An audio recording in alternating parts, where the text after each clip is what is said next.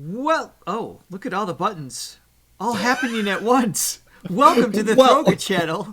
We're getting right to it right now. All the buttons. Here's another one. Be sure to click the description below where you can buy us a coffee if you want. Are you ready to try a song? Let's do it. Best intro ever. That was super fast. Oh, and like Trim and in the subscribe. Just do all the things the buttons say to do. Today, Right to the point. I like it. today we are taking on Hua Chenyu. I believe I'm saying it right. Yep. This is Thronely's choice. The Thronely members at the Buy Me a Coffee page get to vote on which artist we're going to do. So that's kind of a new thing we're doing as part of the perks as a membership. So this was selected, and the song we're going to do is Fake Monk. And Fake Monk. Cool.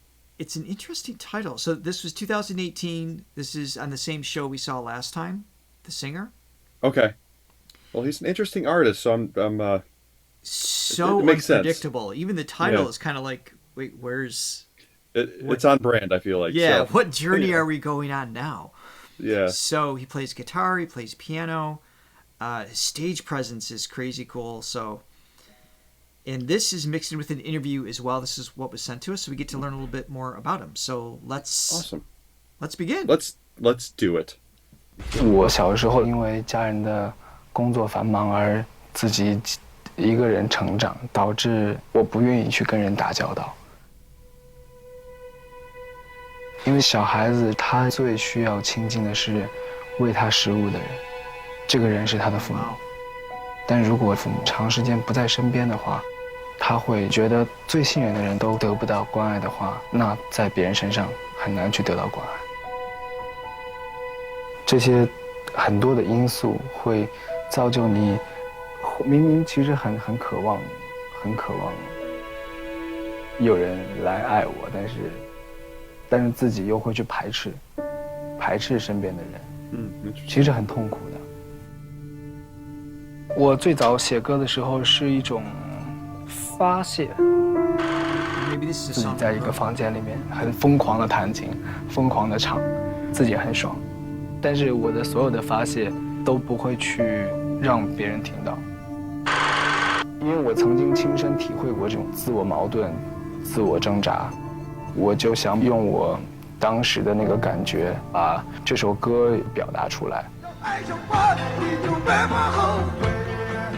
它这个词，我能在里面找到很多的共鸣，所以我在创作这首歌期间挺痛苦的，因为我要不断的去回想我以前不好的回忆。我加了一些很多呐喊的东西，可能观众听到这会觉得有点点难受，但是其实呐喊是在做最后的挣扎。没有人来关爱我的情况下，我需要自己来救自己。这位歌手跟我说，这种表达方式，但是幸好我运气比较好，就是我后来得到了很多很多的关爱，以至于我从这样的一个环境里面跳脱了出来。掌声有请欢迎下一位歌手。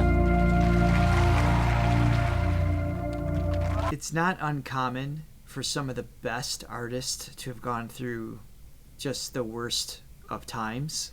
Yeah. Just sometimes that introspective challenges on discovering who they are is just more extreme, to wade through whatever social influences they had and just hardships, especially if there's like trauma involved and things like that. And I notice a lot of the singers that are very versatile in textures often come from that background too, because this is just reflects the brain and their breathing patterns and their creativity so well, not just in the spoken words, but when they sing.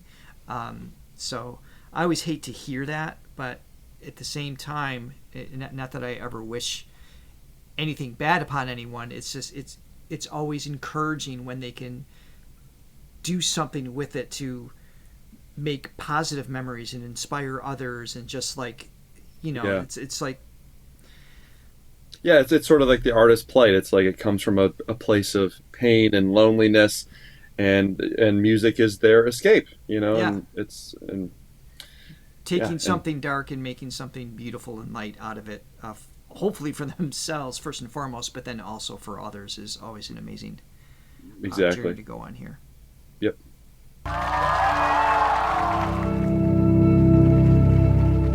This is the beginning of the song.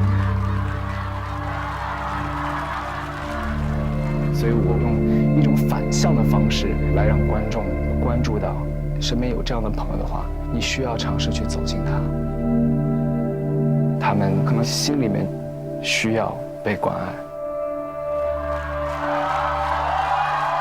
今天花花没有穿鞋 ，He's not wearing shoes today。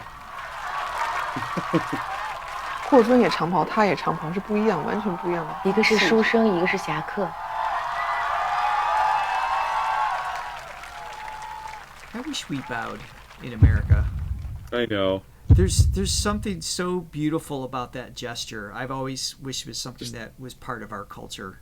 Yeah, just the underlying respect for Yeah. your fellow man. Yeah. Yeah, I love that.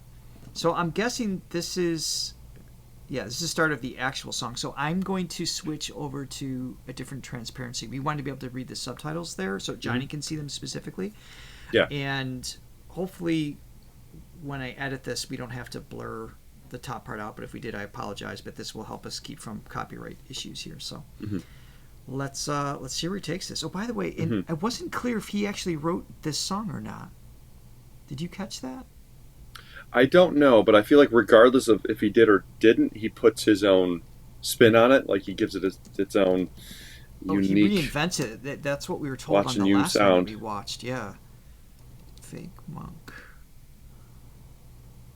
So, a Thelonious Monk. That is not at all what I'm looking for. I meant the song. It was also great, by the way. But nice to meet you, Thelonious. What a great name.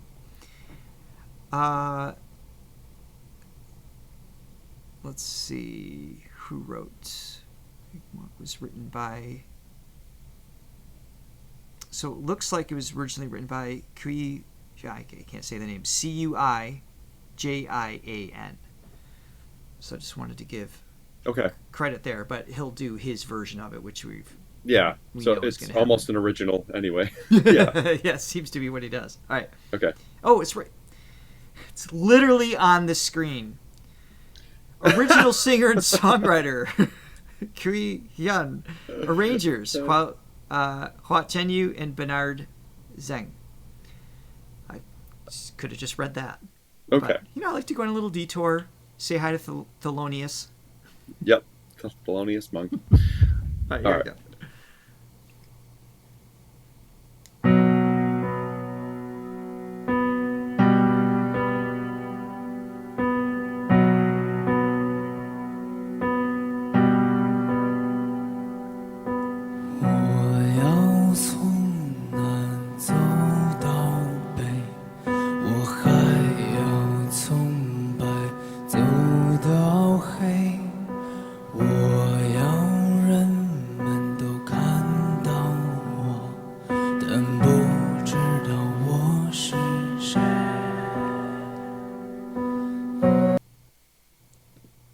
Super cool setup. I love that mood. Quick references to lyrics. I know you can't necessarily see the lyrics very well. I want to be noticed by everyone, but not known by anyone. Interesting. What do you think he means by that? What's your take on that? I like the package that they used to set up. Like, so there's obviously this personal connection to this idea of being. I mean, even his parents. There's a feeling of neglect that took place, and then just became friends with those who would take care of him, kind of thing. So it's like that search for love and. Just that human connection, it's going to mess with you if you don't have that as a child. You and I were quite spoiled by having great parents. That obviously not everybody does, Yeah. But I want to be noticed by everyone. So that's the ego, right? But not known by anyone, and that's that protection. Yeah, so it's like the wall. hands distance. Really interesting setup.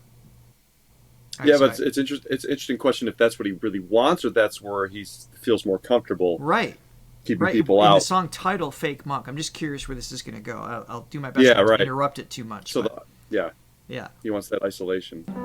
我要人们都看到我，但不知道我是谁。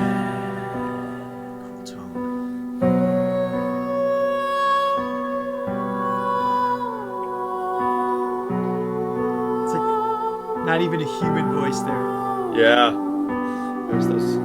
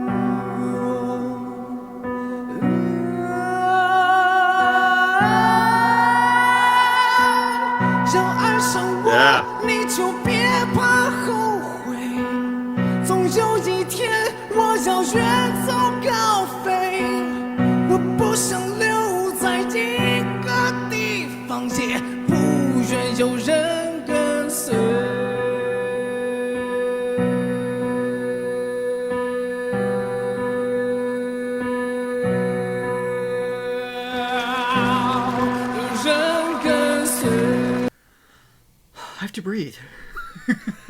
Breathing is good. You got to do that. The giving off those Tom York vibes again. Radiohead, that's just what I know so well, and I love it so well. And just the mood that he creates. It's he's starting that D minor, and then you go to like an E minor with the B in the bass, but it's just kind of like going back and forth toggling between those two chords. And then but the thing that I love the most is those ninths that he goes to. So B minor chord, and he's hitting a C sharp, which is a ninth of that chord. And then can you turn your piano up just a little bit? Yeah. Let me hear that again. So yeah, he hits that ninth note, which is a C sharp, and that's what kind of gives it that emotion, like in a sort of an angular way, sort of reminiscent of that Radiohead sound. Yeah, that's super cool. Nice. Oh, I put the camera on you after you were done playing. I was paying attention and forgot the buttons. Yeah. I also have to point out, to be able to sing the way he did and maintain his timing with the piano. I mean, sometimes the slower and the more, not sometimes, usually the slower and the more simple something is, the harder it is to keep like a really connected rhythm, because it would have been really easy for him to speed up and slow down based on the intensity of air pressure and the storytelling that he's having there. And he didn't lose touch with the musicianship part of his brain. It was just like really connected. That consistency is what made it so hypnotic and so eerie. And I like that he didn't stray from that, despite like literally the insanity that was kind of like infused in the storytelling part of it. Yeah, so sometimes there's got to be that automaticness on some level, and sometimes when you see an artist like this who's just so like, he's just an artist through and through, where it just seems like they don't care about the rules and stuff, and and he's drawing outside the lines, but he still is he's a great musician at the heart of it, you know. Yes, and it is automated, right? Because he can't be thinking about 1, 2, 3, 4, Yeah. 2, 3, like that. That just goes into the years of the quality of his musicianship, and yeah, it's just really well done. Yeah. All right, let's see where this journey is going here. So he's really keeping people at bay. Oh yeah. Berkeley. With the textures and the grit that he puts in all the right places too.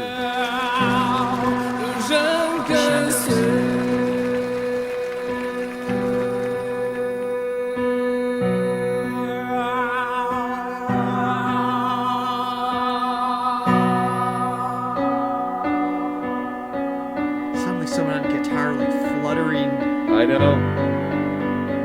Yeah, he uses his voice as an instrument.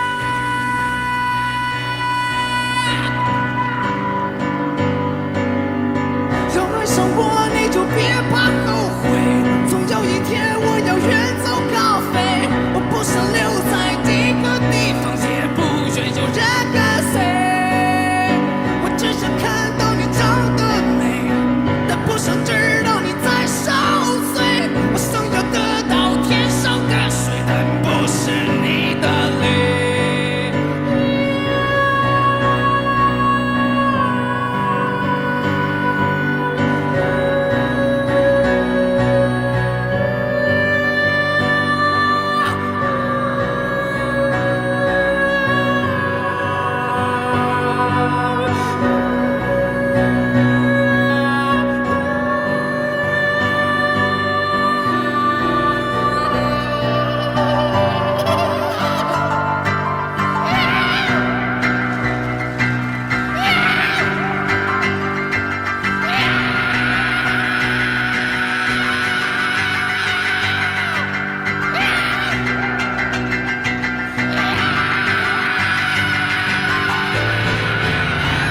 that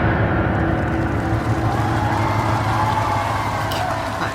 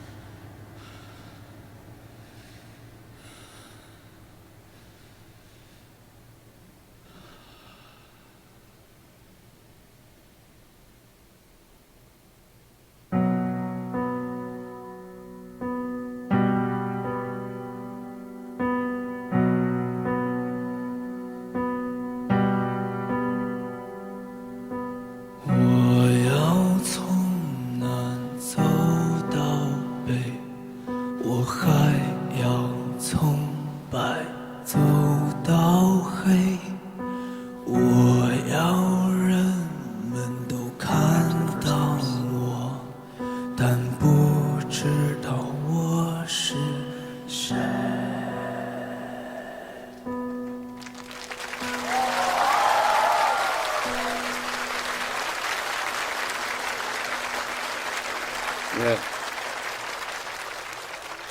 Still in character. It's like, oh, I'm good now. The evil spirit has left my body. Yeah. Oh, what'd she say? I like that. I like that a lot. Oh, is that her accent?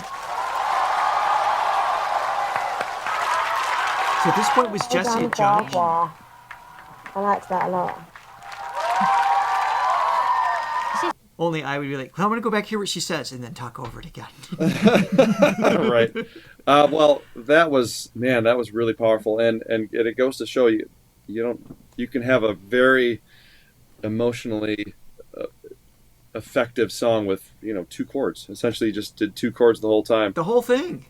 And you can, as long as you have emotion and, and actually, and the notes he was singing, it was a very simple, there wasn't any complicated phrasing really, but it's the notes that he chose were just right. But the execution, and I just want to go back to that one part when he basically slid into belting, but you didn't see it coming at all. It wasn't like this big breath and like, and now I'm loud. It's just like he built into it so slickly. Yeah, that one beat.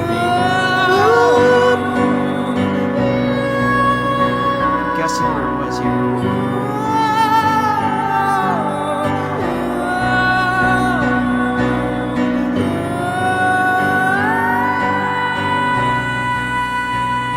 Yeah, super seamless. Dude.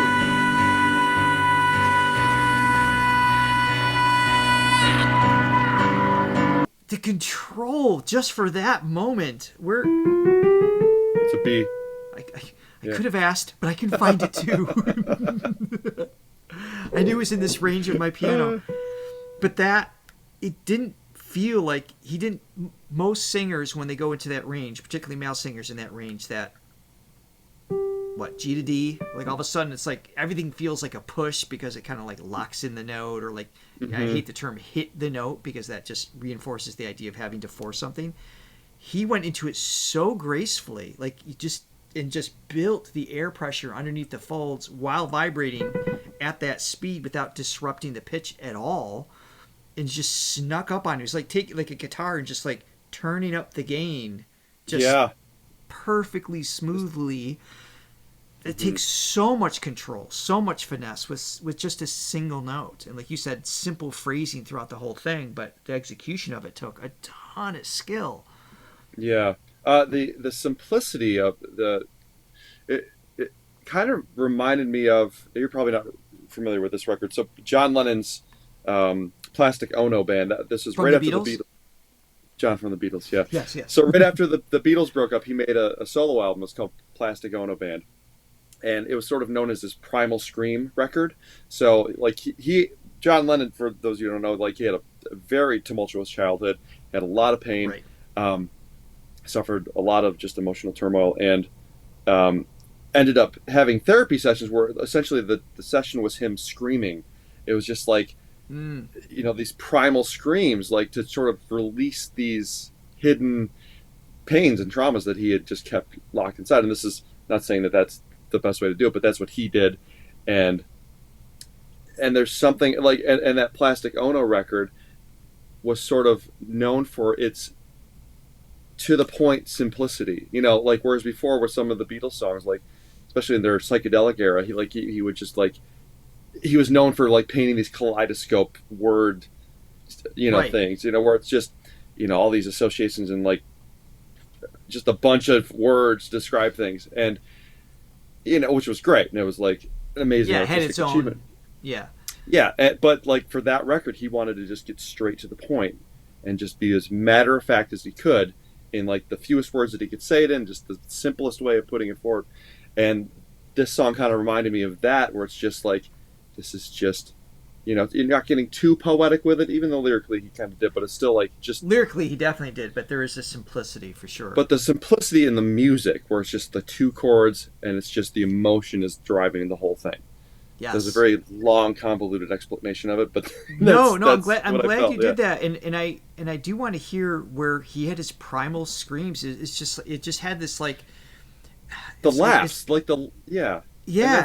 that's kind of what tipped me off too, was just the laughs, which are just like so just the laughs at the beginning. Yes, it was that which is very primal in and of itself, with no words, and still paints a huge picture. Then at the end, it was the most well organized noise, piano wise and vocally, that primal scream coming in there.